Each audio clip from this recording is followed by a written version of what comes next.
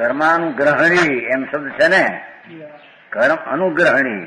જો ગ્રહણ કરવામાં નિશ્ચયથી ચોરી ઉપસ્થિત ન હોવાથી એ શ્રેયસ અવિદ્યમાનત્વાત્ તયો તે બંને મારતા હિંસા અને ચોરીમાં અતિવ્યાપ્તિપણું નથી. હિંસા અને ચોરીમાં અતિવ્યાપ્તિપણું નથી. એટલે ત્યાં ગઈ ત્યાં હિંસા થઈ અને એમ છે ચોરી થઈ ને એને કે ના પ્રમત યોગ નથી માટે ચોરી નથી, માટે હિંસા પણ નથી. પ્રમત યોગ જ્યાં હોય ત્યાં હિંસા ને ચોરી કહેવામાં આવે. પાણી જો ને ગ્રસ્તાશ્રમમાં પાણી કે પથ્થર ધૂળ કે જગત નીચી પડ્યો હોય લે તો એને ચોરી ન ગણવામાં આવે. ગ્રસ્તાની અપેક્ષા એ મુનિ લે તો ચોરી કહેવામાં આવે, કારણ કે સર્વવૃત્તિ છે. ધૂળ હોય તો આજ્ઞા નિવારણ લેવાય ને. ગ્રસ્ત તો ધૂળ પાણી હોય તળાવના પાણી લે છે ને. એટલો પ્રમદ ભાવ તો છે, પણ ઓલું તીવ્ર જે પ્રમાદ છે એવો એને નથી, એટલે એને ચોરી ન કહેવાય એમ કે. એટલો ભાવ મુનિને જો હોય તો ચોરી કહેવાય, એને હિંસા કહેવાય. આજ્ઞા વિના તો કાંઈ નથી. ઓહો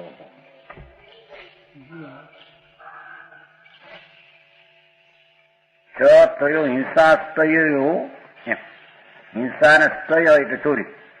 અતિવ્યાપ્તિ ચ ન અસ્તિ યત નિરાદાણામ પ્રમત યોગ એક કારણ વિરોધાત કર્માનુગ્રહણી અપી હિંસાયા અવિદ્યમાનત્વાત્. સિદ્ધાંત હોય છે હિંસા અને ચોરીમાં અતિવ્યાપ્તિ પણ ઉપર નથી કે ત્યાં લાગુ પડી જશે એમ કે ચોરી હોય અને હિંસા ન હોય એમ નથી, તથા હિંસા હોય અને ચોરી ન હોય એમ નથી. વિતરાગી મહાપુરુષોને પ્રમાદ સહિત યોગનું કારણ નથી. પ્રમાદ સહિત યોગનું કારણ નથી. યોગ લીધો પણ યોગને લઈને આવે છે ને ઓલું, પણ પ્રમાદ નથી ભેગો એમ સમજાણું. પ્રમાદ અને યોગ વિના પાછા એમ કરશો જે બે પડ્યા ને ભેગા. યોગ છે જનભાઈ, યોગ છે પણ પ્રમાદ નથી એમ સિદ્ધ કરવું છે. યોગ છે એટલે કંપન છે ને રજકણો, પણ પ્રમાદ નથી માટે નથી. જાણું બે છે, નાખશે ને અર્થમાં નાખશે, પરંતુ પ્રમાદ અને યોગ વિના ચોરી હોતી નથી. ભલે કોઈ આવશે ઓલી કોઈ બીજી લીટી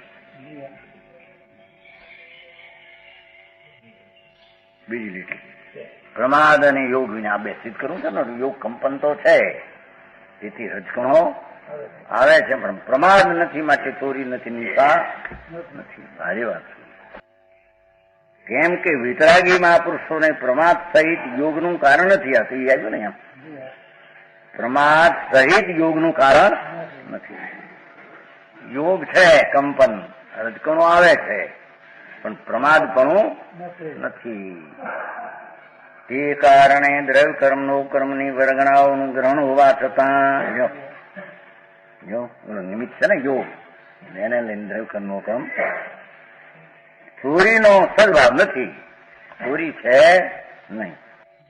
પ્રમત યોગાત પ્રાણ, યોગાત્મા સંબંધ પ્રમાદના સંબંધિત પ્રમાદ અને યોગથી એવો કીધા. બે કીધા.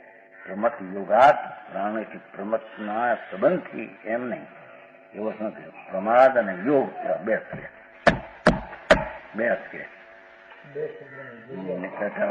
પ્રમત યોગાત પ્રમાદના સંબંધથી એમ આમ કહ્યું. પ્રમત યોગાત પ્રમાદના સંબંધ વાળો જે યોગ એ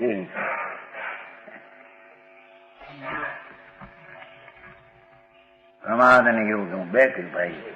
ટોટલ મળીએ ખુલાસો કર્યો ને તેમ પાસમાં પ્રમત યોગાત પ્રાણ, પ્રમાદના યોગથી સંબંધથી પ્રાણ હિંસા.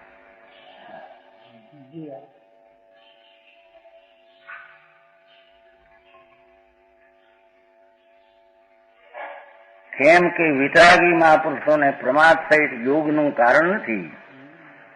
પ્રમાદ સહિત યોગનું કારણ નથી એમ નક્કી. જુદું પડે. તે કારણે દ્રવ્ય કર્મનો કર્મની વર્ગણાઓનું ગ્રહણ હોવા છતાં યોગે છે ને ઓલું છે, પણ પ્રમાદ નથી, તે છતાં ચોરીનો સદભાવ નથી.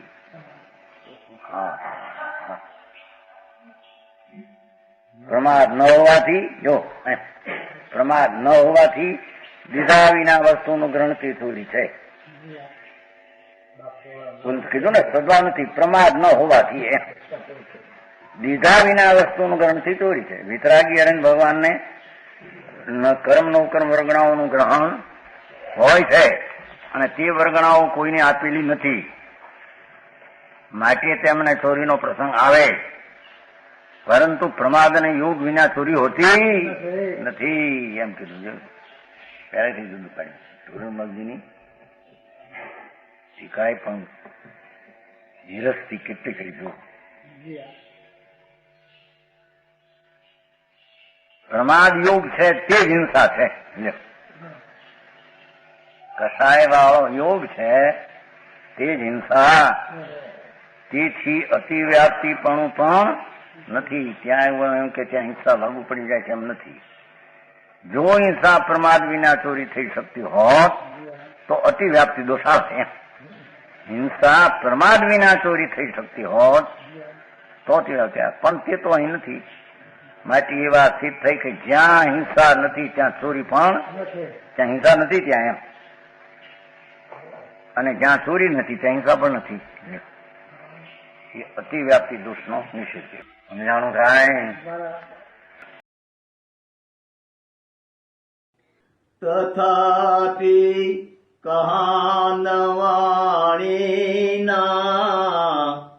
અંકાયે મૂલ્યના કદી. તથાપિ માતવાણીના અંકાયે મૂલ્યના કદી.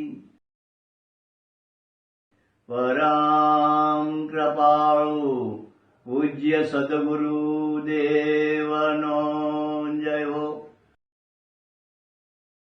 પ્રસામૂર્તિ પૂજ્ય ભગવતી માતનો જય હો.